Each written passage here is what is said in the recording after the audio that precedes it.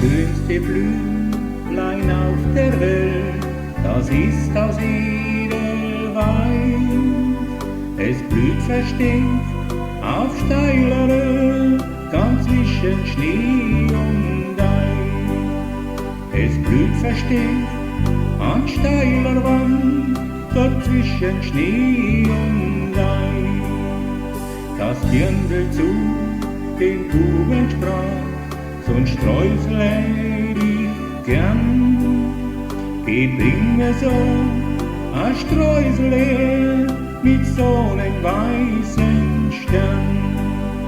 Geh, bring mir so a Blümle, mit so nem weißen Stern.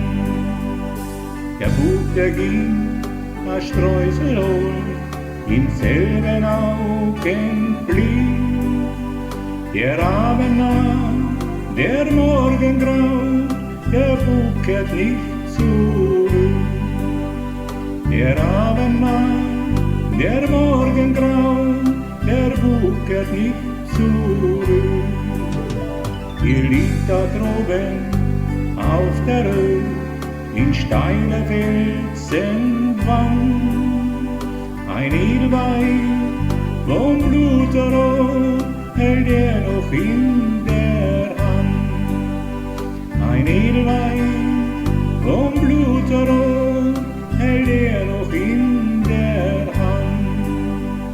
Und Bauernbuben tragen ihn ins tiefe Tal hinein. Sie legten ihm ein Streusel frisch von Edelweiß ans Grab. Sie legten ihm ein Streusel frisch von Edelweiß ans Grab.